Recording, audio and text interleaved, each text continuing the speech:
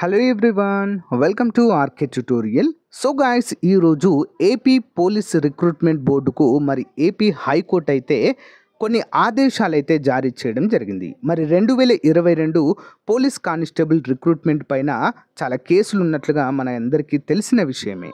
దానిపైన హోంగార్డులను ప్రత్యేక కేటగిరీగా పరిగణించండి అని చెప్పేసి పోలీస్ నియామక బోర్డుకు హైకోర్టు ఆదేశాలు జారీ చేసింది. చూద్దాం. హోంగార్డ్ అభ్యర్థులకు హైకోర్టు ఊరట లభించింది. కానిస్టేబుల్ పోస్టుల భర్తీలో ఎంపికలో వారికి ప్రత్యేక కేటగిరీగా పరిగణించి ప్రాథమిక రాత పరీక్ష మెరిట్ ఆధారంగా దేహదారుఢ్య పరీక్షకు అనుమతించాలని పోలీస్ నియామక బోర్డుకు కోర్టు ఆదేశాలు జారీ చేసింది.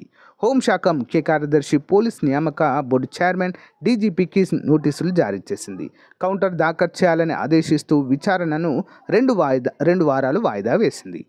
హైకోర్టు న్యాయమూర్తి జస్టిస్ నిమ్మగడ్డ వెంకటేశ్వర్లు గురువారం ఈ మేరకు మధ్యంతర ఉత్తర్వులు ఇచ్చారు.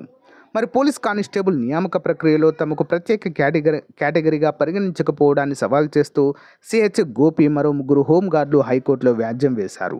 సాధారణ అభ్యర్థుల్లో తమకు కటాఫ్ మార్కులు నిర్ణయించడం సరికాదన్నారు. ప్రాథమిక పరీక్షలో అర్హత సాధించలేని తమను దేహదారుఢ్య పరీక్షకు అనుమతించలేదని చెప్పారు.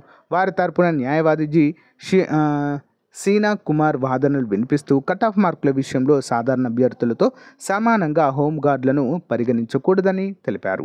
కటాఫ్ మార్కులతో సంబంధం లేకుండా హోంగార్డులను ప్రత్యేక కేటగిరీగా పరిగణించి దేహదారుఢ్య పరీక్షకు అనుమతించాలని ఆదేశాలు ఇవ్వాలని కోరారు. ప్రభుత్వ న్యాయవాది వాదనలు వినిపిస్తూ మధ్యంతర ఉత్తర్వులు ఇవ్వవద్దన్నారు. కౌంటర్ వేసేందుకు సమయం కావాలన్నారు. ఇరువైపుల వాదనలు విన్న న్యాయమూర్తి హోంగార్డులను ప్రత్యేక కేటగిరీగా పరిగణించాలని, కటాఫ్తో సంబంధం లేకుండా హోంగార్డ్ అభ్యర్థుల ప్రాథమిక రాత పరీక్షలో మెరిట్ ఆధారంగా పిటిషనర్లకు దేహదారుఢ్య పరీక్షను అనుమతించాలని కూడా ఇక్కడ చెప్పడం అయితే జరిగింది. 8 ప్రశ్నలకు జవాబులు సక్రమంగా నిర్ణయించలేదు. హైకోర్టులో 80 మంది కానిస్టేబుల్ అభ్యర్థుల వాంఛ్యము.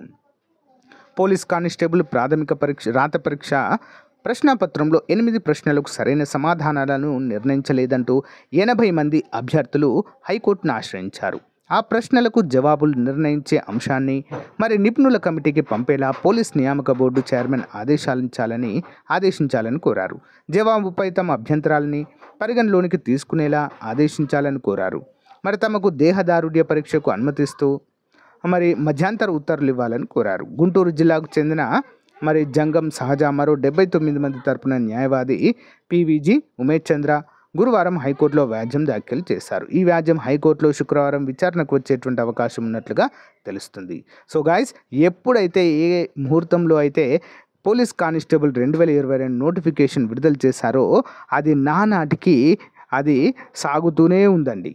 నిజంగా చెప్పాలంటే ఈ నోటిఫికేషన్లో ప్రిలిమ్స్ క్వాలిఫై ఈవెంట్స్ కోసం వెయిట్ చేస్తున్నటువంటి అభ్యర్థులకు ఇది ఒక నరకంలా మారిందండి. నిజంగా చెప్పాలంటే అప్పుడున్నటువంటి ప్రభుత్వము హోంగార్డులకు ప్రత్యేక రిజర్వేషను ఇవ్వడము, సో అది దానిపైన అంతేకాకుండా పోలీస్ రిక్రూట్మెంట్ బోర్డు వారికి ప్రత్యేకమైనటువంటి వెసులుబాటు, అంటే వారికి ప్రత్యేకమైన రిజర్వేషన్ ఇవ్వకపోవడం వంటి అంశాలైతే ఈ యొక్క కోర్టు కేసులకైతే దారితీస్తున్నట్లుగా అందరికీ తెలిసిందే. యాజ్ సూన్ యాజ్ పాసిబుల్ ఈ కోర్టు కేసులన్నీ కూడా క్లియర్ చేసి వీటైతే రిక్రూట్మెంట్ ప్రక్రియ చేపట్టాలని అయితే అందరం కోరుకుందాం. సో ప్రభుత్వము ఆల్రెడీ ఆగస్టు నెలలో మనకు ఆల్రెడీ చెప్పింది. సో కోర్టు కేసులన్నీ క్లియర్ అయ్యాయి. సో ఆగస్టు మొదటి వారంలో ఈవెంట్స్ ప్రకటిస్తాము అని చెప్పి డేట్స్ ప్రకటిస్తామని చెప్పిన ప్రభుత్వము ఎందుకు వీటిని క్లియర్ చేయలేకపోయింది అనేది పెద్ద ప్రశ్నగా మారిందండి. డిసెంబర్ లోపు కంప్లీట్గా మెయిన్స్ పరీక్షలు కూడా నిర్వహిస్తామని కూడా ప్రభుత్వం అయితే తెలపడం జరిగింది అధికారికంగా. అది కూడా బట్ అనుకున్నట్లుగా వారు ప్రకటించినట్లుగా ఇక్కడ ఏమీ కూడా లేదండి. కోర్టు కేసులు అలాగే ఉన్నాయి. సో గైస్, దీనిపైన మీ అభిప్రాయాన్ని కామెంట్ రూపంలో తెలియచేయండి. ఓకేనా? Thank you. Have a nice day. Bye.